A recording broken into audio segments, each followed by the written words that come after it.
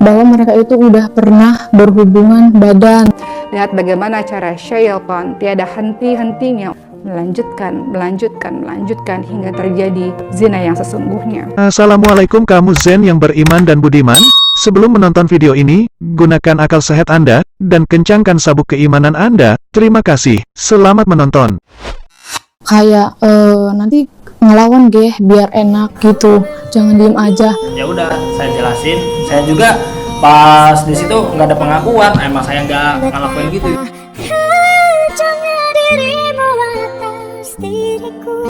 Ada pria sangat tega selingkuh dengan mertua. Ini pria macam apa? Udah dikasih produknya, malah nyobain pabriknya. Kamu Zen, di beberapa media sempat ramai diperbincangkan tentang kasus dugaan perselingkuhan antara menantu laki-laki dengan ibu mertuanya sendiri. Iya, di daerah Serang, Banten, seorang istri Malang bernama Norma Rismala menjadi korban dugaan perselingkuhan antara suaminya bernama Rozi Zai Hakiki dengan ibu kandung si istri sendiri bernama Rihana Ana. Setelah kejadian itu terungkap, pasangan suami istri tersebut dikabarkan telah bercerai. Tapi sayangnya, ada beberapa media yang kurang bertanggung jawab memberitakan hal itu dengan ditambah-tambah atau dikurang-kurang untuk kepentingan mereka. Jadi, Kang Safir akan mencoba menanggapi hal ini dengan bijak, mengingat pihak-pihak yang bersangkutan dengan kasus itu masih saudara kita sesama umat muslim. Inilah kisah perjalanan cinta Rozi dan Norma.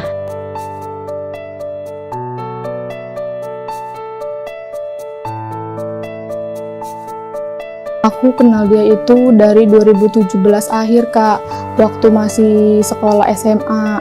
Dari situ ya kita pacaran. Ya kan, saya melihat dari segi penampilan dia tuh apa ya, syar'i lah ibarat kata ya, berkerudung gitu. Saya kan taunya dia tuh orangnya baik ya kan. Tapi nggak ada pacaran syar'i ya. Kalau mau syar'i, kalian harus menikah. Terus 2021 bulan 4 kita nikah.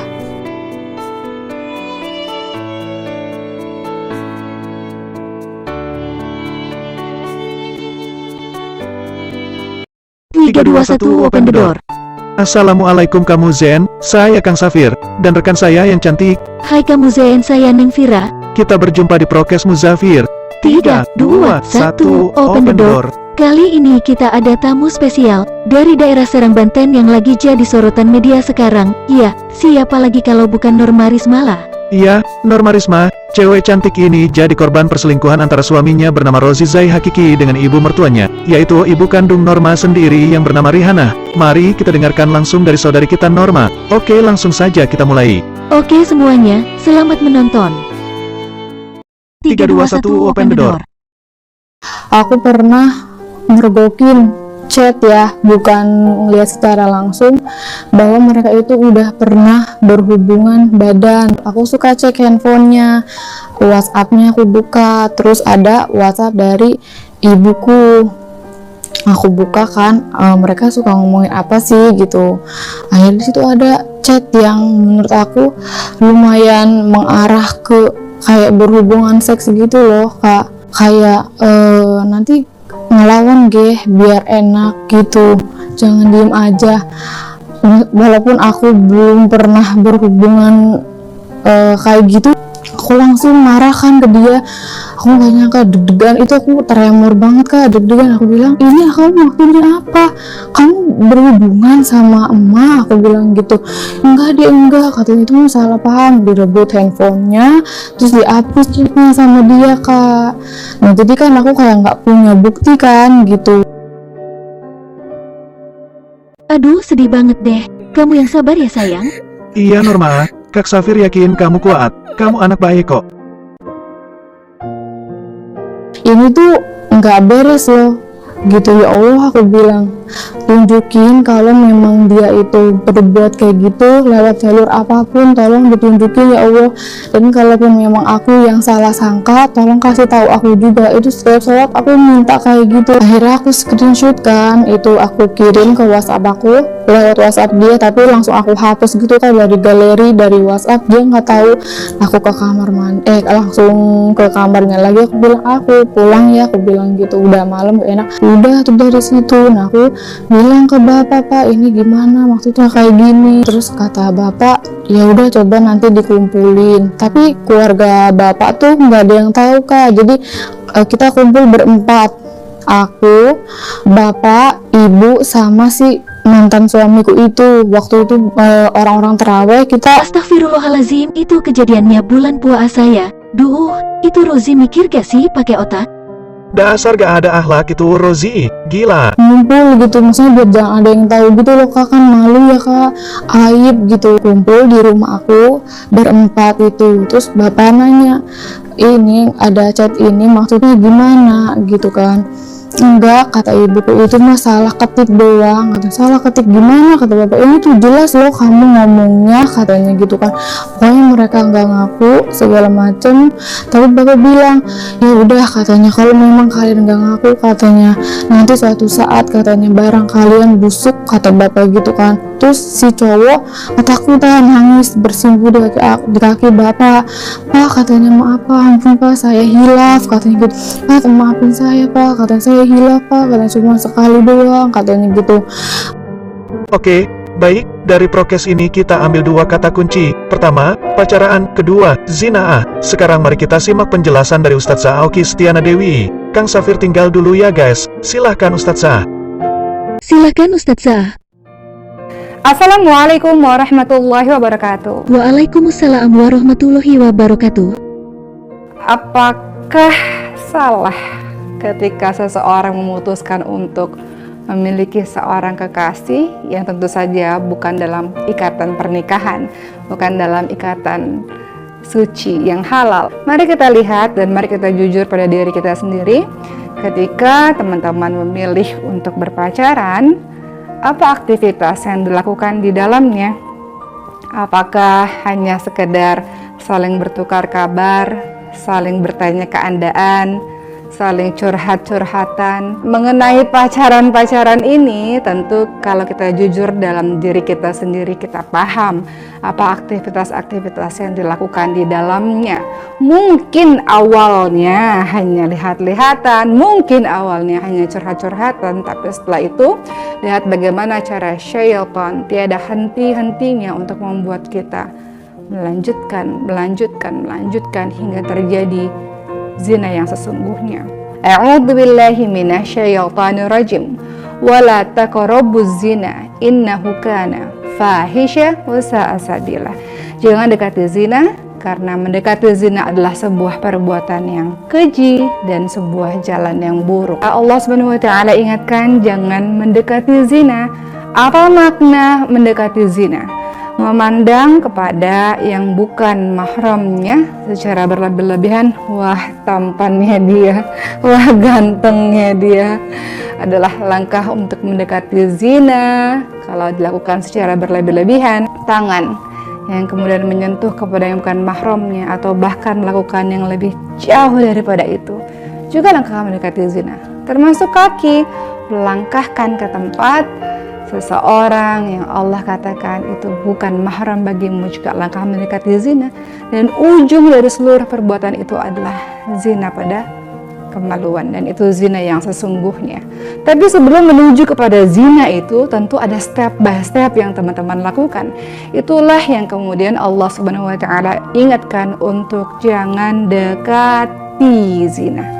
Teman-teman yang dirahmati oleh Allah Subhanahu wa taala, ada beberapa tips yang bisa kita lakukan kalau teman-teman ingin sekali berpacaran tapi teman-teman tahu itu tidak diperbolehkan oleh Allah Subhanahu wa taala. Maka langkah yang paling awal adalah teman-teman harus diam. Kalau teman-teman jatuh cinta pada seseorang, maka teman-teman harus diam. Beda ketika teman-teman ingin menikah. itu hal lain. Ketika teman-teman ingin menikah, tentu teman-teman bisa memilih seperti Siti Fatimah radhiyallahu anha atau Siti Khadijah radhiyallahu anha. Apa yang dilakukan oleh beliau-beliau ini? Siti Fatimah radhiyallahu anha ketika beliau jatuh cinta, beliau diam dan berdoa kepada Allah Subhanahu wa taala. Apa yang harusnya dilakukan oleh seorang muslim?